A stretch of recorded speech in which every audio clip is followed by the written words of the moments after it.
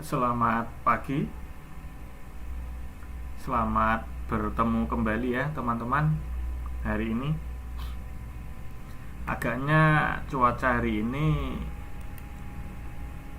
sedikit panas ya, sehingga yang hadir pun mungkin agak terlambat ini.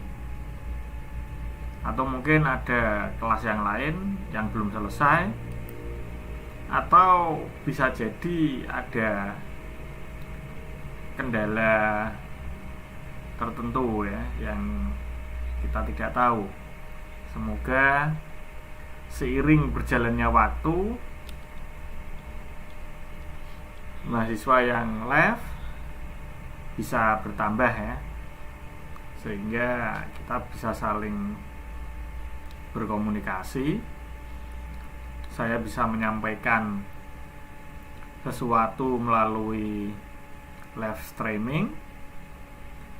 Jika ada pertanyaan, Anda pun boleh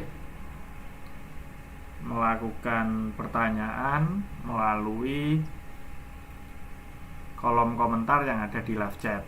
Kalau ada yang kurang paham, harapan saya sih paham semua.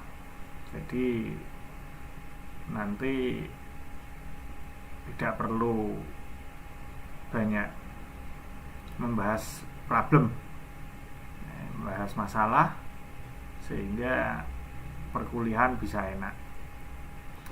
Pokoknya hari ini Anda menikmati perkuliahan dari saya. Saya akan menyampaikan sesuatu yang jelas. Jangan lupa presensi melalui sistem yang sudah disediakan, yaitu siakat.staycom.ac.id. Jangan lupa presensi di sana, karena presensi yang valid dan dianggap sah hanya melalui sistem siakat.staycom.ac.id. Nah, kuliah virtual hari ini kita mata kuliahnya keamanan sistem komputer. Kebetulan materinya hari ini adalah algoritma kriptografi. Kalau kemarin kita sudah membahas tentang steganografi, sekarang kita mencoba mengkaji itu ya, istilahnya ya biar pengalaman kita bertambah. Itu tentang kriptografi. Nah, kriptografi itu apa? Kalau kemarin steganografi kan kita tahu, menyisipkan pesan di dalam media yang lain. Ternyata kriptografi itu adalah suatu seni, ilmu yang mempelajari bagaimana cara menjaga agar data atau pesan tetap aman saat dikirim. Jadi dari pengirim terus kemudian dikirimkan, nah itu pesan itu tetap aman sampai kepada si penerima. Jadi cara menjaga ini seperti apa? Nah, dimungkinkan nanti di tengah jalan kan ada pembajakan, ada mata-mata, ada perampokan dan lain-lain di dunia cyber kan ini. Nah, ini agar pesan ini tetap aman, ini bagaimana caranya? Nah, itu seni yang membahas atau ilmu yang membahas tentang itu disebut dengan kriptografi.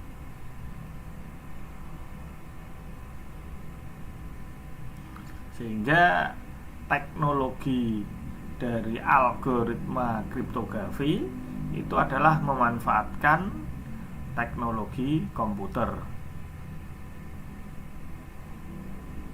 Bisa dipahami ya untuk definisi dari kriptografi. Nah, nanti pada kriptografi itu kita akan mengenal adanya dua istilah ya. Istilah yang pertama adalah enkripsi dan istilah yang kedua adalah dekripsi. Jangan keliru deskripsi ya, tapi dekripsi. Kalau deskripsi itu penjabaran, penjelasan dari suatu analogi, itu namanya deskripsi. Tapi kalau dekripsi itu pembalikan. Nah, dalam kriptografi ini mengenal dua istilah ini. Untuk enkripsi itu sendiri adalah proses di mana informasi atau data yang hendak dikirim diubah dahulu. Jadi datanya itu diubah sedemikian rupa sehingga sudah tidak menyerupai data aslinya lagi. Nah, tentunya perubahan-perubahan ini akan menggunakan algoritma-algoritma tertentu, akan menggunakan metode-metode tertentu, dengan menggunakan cara-cara tertentu. Nah, kemudian nanti saat si penerima menerima pesan ini, tentunya dia ingin agar pesan itu bisa diketahui. Nah, caranya seperti apa? Caranya adalah dengan mendekripsikan pesan tersebut. Jadi, dekripsi adalah kebalikan dari enkripsi. Yang tadi bentuknya sudah nggak karuan, bentuknya yang sudah nggak bisa dipahami, dengan dekripsi ini bentuk yang berhamburan tadi, yang tidak karuan tadi bisa dikembalikan ke dalam bentuk semula sehingga menjadi sebuah informasi yang utuh. Dengan demikian si penerima ini tahu maksud dari sebuah pesan tersebut. Nah, itu di bawah ada teks ya, ada plain text-nya, ada ini di gambar itu perlu dilihat itu ya, ada plain text, terus kemudian encryption. Plain text itu pesannya yang ingin di osase tadi, yang dikacaukan tadi, terus kemudian di enkripsi. Enkripsi itu proses penyamaran pesan tadi. Nah, tentunya proses penyamaran ini mempunyai atau memakai sebuah key atau kunci atau password lah katakanlah. Nah, password antara encrypt dan decrypt nanti ini sama. Jadi kemudian pesan itu dikirim ya, melalui ciphertext, kemudian diterima, terus didekripsi dengan kunci lagi, terus menjadi sebuah plain text yang sempurna lagi. Nah, ini istilah-istilah yang ada tadi ya di dalam enkripsi data. Ini sepertinya yang online masih beberapa orang ini ya, dari sekian puluh atau hampir 50 mahasiswa ini yang online hanya berapa ini yang sudah meninggalkan jejak? Ini sudah 3, tapi yang menonton serentak hanya 1. Ini pantesan saya mengajarnya kok bersemangat sekali dan antusias ini.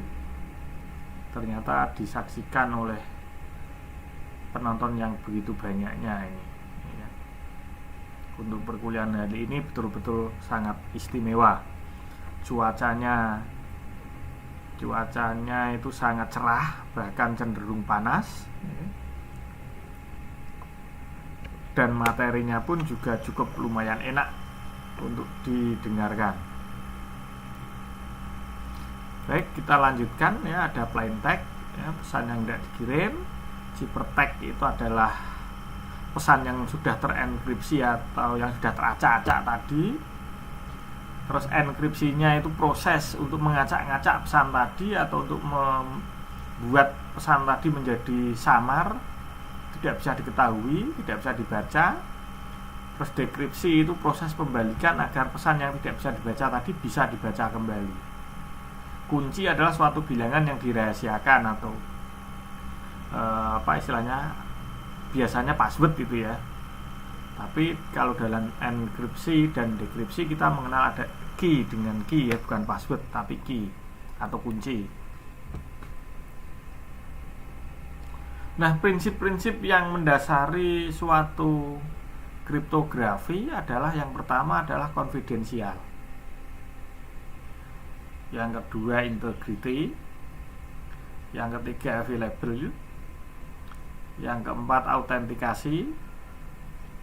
Yang kelima non repudiation.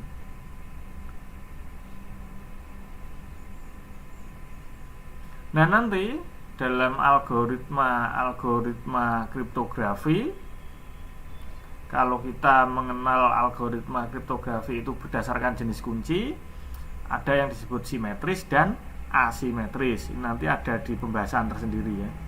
Algoritma yang simetris bagaimana, algoritma yang asimetris itu bagaimana, ada di topik-topik tersendiri.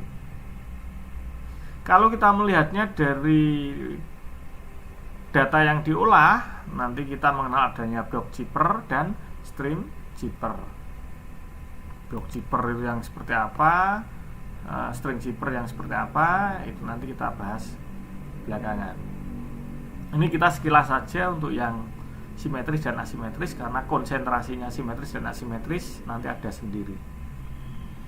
Ini bisa Anda lihat dalam gambar di bawah itu. Ada teks, terus kemudian di enkripsi, kemudian enkripsinya menggunakan kunci, jadilah ciphertext ya, yang sudah terenkrip, kemudian dikirim, diterima oleh si penerima, terus kemudian penerima mendekripsi dari pesan tersebut dengan menggunakan kunci. Maka setelah didekripsi, muncullah, tergabunglah, atau pesan tersebut bisa kembali seperti semula. Jadi sebuah algoritma simetris adalah suatu algoritma di mana kunci enkripsi yang digunakan sama dengan kunci dekripsi. Nah, algoritma simetris ini biasanya dengan kunci yang sama antara kunci enkripsi dan dekripsi ini disebut dengan single key algorithm. Jadi kalau kita ketemu dengan single key algorithm, berarti dia sistem kerjanya adalah simetris.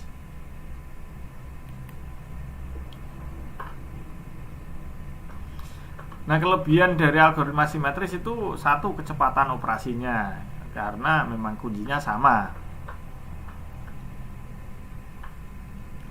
Nah, karena dari sisi kecepatan itulah, maka kelebihan dari simetris ini bisa disebut dengan istilah real time. Tapi di samping kelebihan yang begitu populer itu, simetris ini mempunyai kelemahan. Kalau untuk mengirim ke beberapa pengguna ya, jadi tiap pengiriman pesan ya, ke beberapa pengguna yang berbeda, maka membutuhkan kunci yang berbeda. Jadi harus mengingat-ingat, kalau penggunanya 3 ya berarti kuncinya 3, kalau penggunanya 1 kuncinya 1, penggunanya 4 kuncinya 4. Lah ini kan sulit tuh untuk diingat-ingat ya, sehingga riskan juga. Nah, dengan penggunaan beberapa kunci yang berbeda ini untuk beberapa pesan ya, maka dalam hal ini, dalam simetris ini dikenal dengan key distribution problem. Jadi masalah yang digunakan untuk mendistribusikan kunci tadi.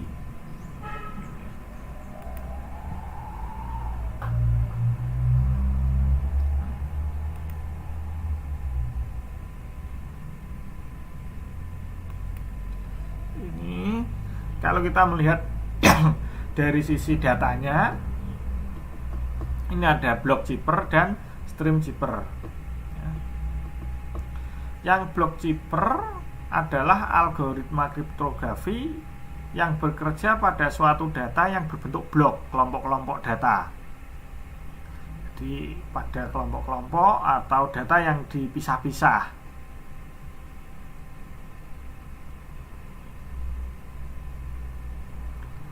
Sehingga nanti dalam pelaksanaannya sekali proses, ya, baik nanti enkripsi maupun dekripsinya, dia itu mempunyai ukuran-ukuran yang sama, ya. Jadi begitu langsung diproses, di-encrypt ya, enkripsi jebret gitu ya. Nah itu nanti ukuran dari setiap kelompok atau blok-blok tadi itu mempunyai ukuran yang sama. Nah, sedangkan untuk stream zipper, algoritma yang dalam operasinya bekerja dalam suatu pesan, ini berupa bit tunggal. Nah, bit tunggal ini kadangkala dia itu berada dalam suatu byte. Jadi untuk menenkripsi dan mendekripsikan sebuah pesan, itu format data berupa aliran bit tadi. Jadi mau tidak mau ya kita harus ketemu dengan namanya binary digit.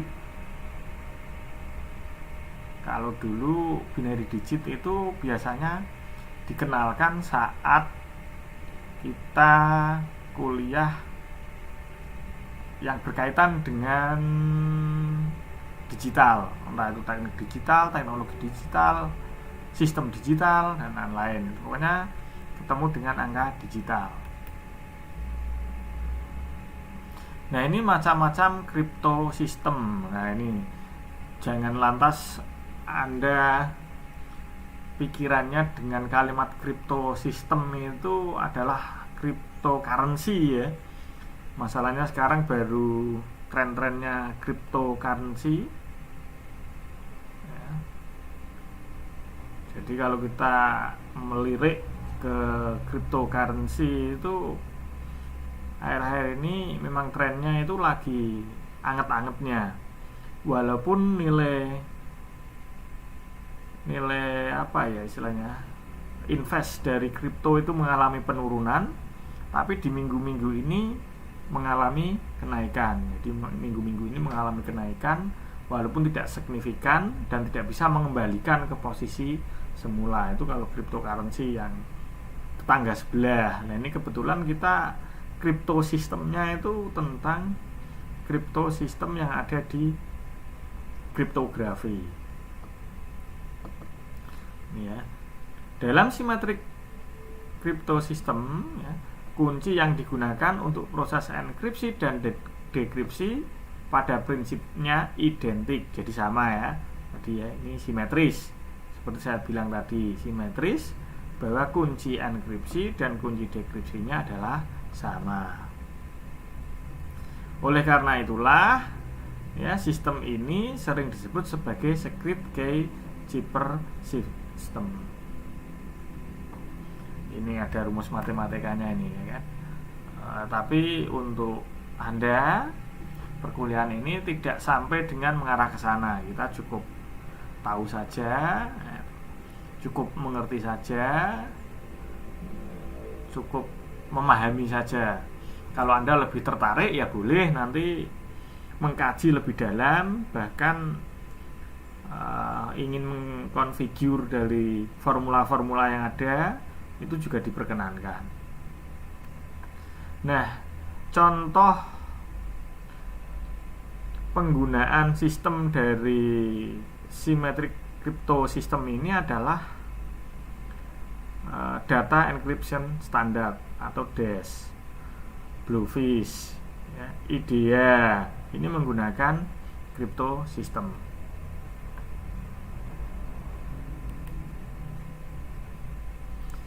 Nah, kalau yang asymmetric crypto system ya, contohnya adalah RSA, Merkle-Hellman ya kan? Ini kedua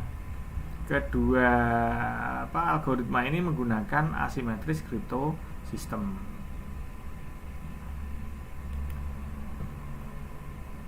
Ini protokolnya dari crypto system.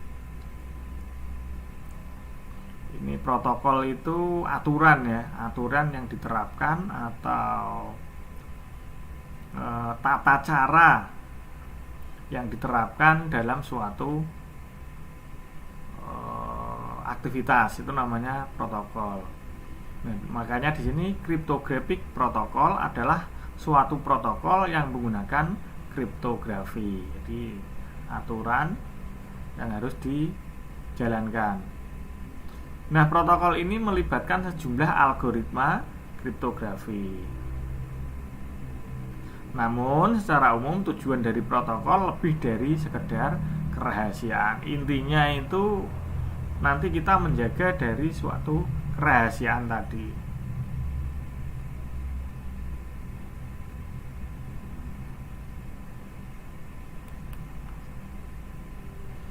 Ini untuk sabotase atau penyerangan terhadap protokol dalam kriptografi itu biasanya apa? Ciphertext only attack.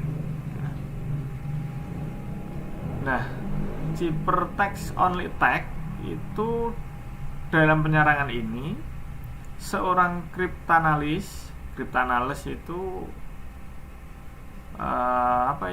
yang menganalisis kriptografi itu ya, itu kriptanalis. Itu dia memiliki ciphertext dari 11 pesan yang seluruhnya telah dienkripsi. Jadi dia menganalisa, ya kan? Terus kemudian pesan-pesan tersebut coba untuk dipecahkan. Terus no plain text attack. Dalam tipe penyerangan ini, kriptanalysis, orang yang menganalisis kriptografi tadi, memiliki akses tidak hanya ke ciphertext, namun juga memiliki akses ke plain text. Jadi selain dia ke ciphertext-nya, ciphertext itu adalah teks yang sudah disandikan tadi, dia juga memiliki akses ke plain text-nya. Plain text itu pesan yang asli tadi loh. Ini loh. Ini lihat di gambar ini. Nah, ini loh. Mana nih? Nah, ini. Jadi plain text itu pesan yang tadi ya, yang belum dienkripsi. Kalau ciphertext adalah pesan yang sudah dienkrip. Ini plain text ya, ada di sini, atau pesan asli yang belum dienkripsi atau belum dikodekan. Sedangkan yang ciphertext itu ini pesan yang sudah dikodekan, terus diterima lagi oleh plain text. Nah, si cryptanalysis ini tadi itu selain dia memiliki akses untuk mengakses data yang ada di sini ini di ciphertext, dia juga mempunyai akses ke sini, plain text ini dan ke plain text ini. Bisa dipahami ya, yang ini ya. Ini saya balikkan lagi ke sana. Di mana tadi nih? Nah, ini itu ya, dia memiliki memiliki akses ke plain text dan memiliki akses ke ciphertext. Itu no plain text tag, atau dia quotient plain text tag. Quotient plain text tag itu apa? Cryptanalysis atau cryptanalyst tidak hanya memiliki akses ke ciphertext dan plain text saja, tetapi ya, dia juga dapat memilih plain text yang dienkripsi. Plain text-nya itu plain text dienkripsi itu masih bisa diakses, sudah jauh dalam ya. Ini berarti quotient plain text ini sudah masuk lagi, dia berhasil masuk ke rumah. Setelah di dalam rumah dia masih bisa masuk ke dalam kamar. Ini yang quotient plain text. Tapi kalau kan mau plain text attack, dia masuknya itu ke dalam rumah. Nah, berikutnya adalah adaptive Quotient Plain Text Attack. Ini sudah khusus dari yang khusus ini. Jadi dia mempunyai kemampuan memodifikasi. Dia bisa memodifikasi dari hasil enkripsinya. Ini sudah khusus dari khusus, lebih dari lebih, dalam dari dalam.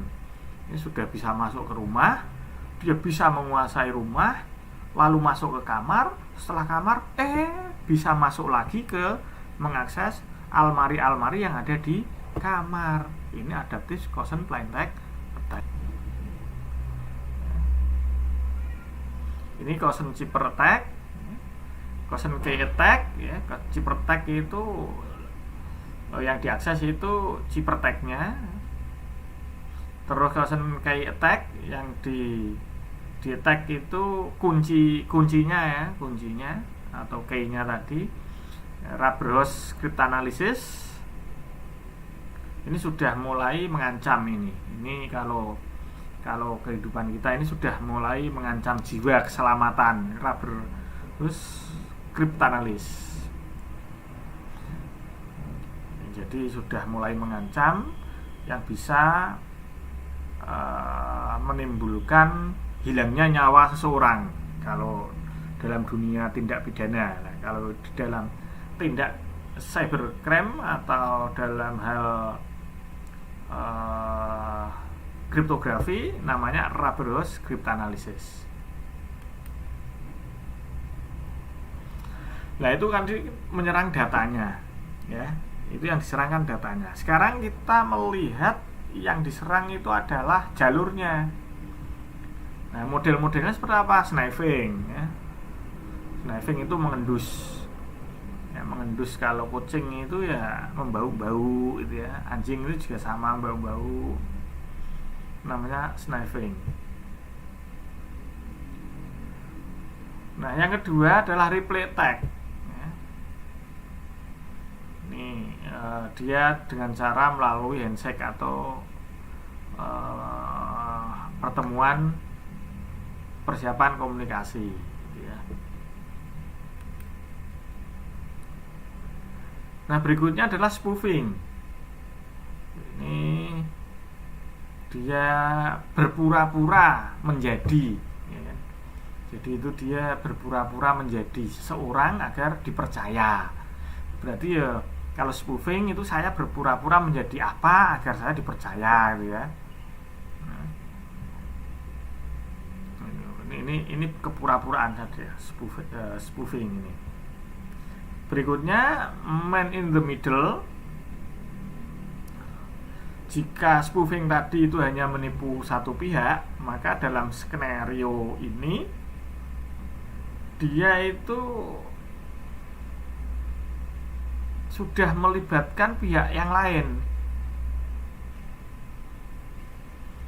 Jadi sudah melibatkan pihak yang lain. Saya berpura-pura menjadi Anda untuk menipu teman Anda. Nah, itu. Kalau yang spoofing tadi, saya berpura-pura menjadi Anda untuk mengakses hak milik Anda. Tapi kalau yang man in the middle, saya berpura-pura menjadi Anda untuk menipu teman Anda ya. Ini metode kriptografi ya, yang metode kuno itu ya. Ini historinya nanti Anda bisa baca-baca sendiri ya. Dari Julius Caesar ini ya, nanti bisa dibaca sendiri ya. Ini histori dari dulu perang itu intinya gitu. Saya terangkan sekilas ya. Dulu ada peperangan ya kan. Nah, untuk menyampaikan pesan-pesan dalam perang itu kan bingung. Nah, pertama kali yang dilakukan adalah dengan cara orang menggundul kepala seseorang, lalu dalam kepala itu ditulis sesuatu. Nah, setelah ditulis sesuatu, orang itu dibiarkan saja sampai rambutnya tumbuh. Kemudian setelah rambutnya tumbuh, baru pesan itu disampaikan. Seorang prajurit tadi disuruh berangkat untuk menyampaikan pesan yang ada di kepalanya dia tadi. dalam rambut. Dulunya seperti itu dulu, terus berkembang ini bangsa Sparta, ya kan? Terus kemudian dikembangkan lagi oleh Julius Caesar. Dia sudah menggunakan bentuk alfabet, jadi alfabet ini yang nantinya dibentuk menjadi tidak beraturan dengan cara mengganti-ganti hurufnya. Ini Julius Caesar. Terus kemudian metode substitusi, ya. Makanya metode substitusi ini disebut dengan Kaisar Ciper. Kaisar Ciper itu artinya dari Julius Caesar tadi mengganti alfabet dengan alfabet yang lain.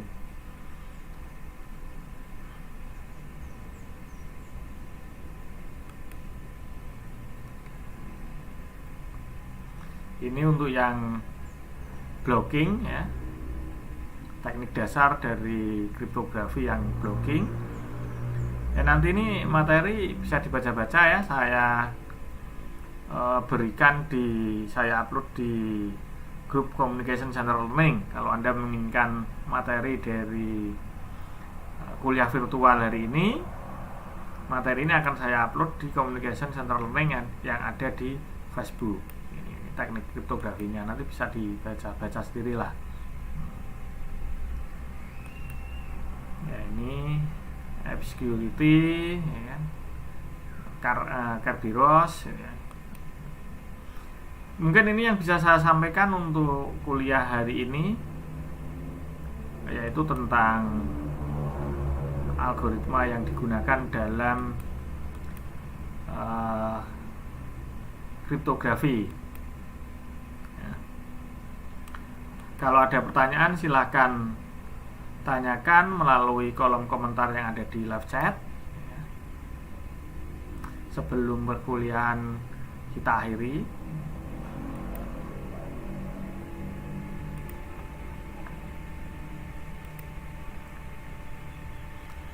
mungkin ada pertanyaan. Kalau tidak ada pertanyaan untuk perkuliahan hari ini, saya akhiri. Sekali lagi mohon maaf. Terima kasih. Selamat pagi.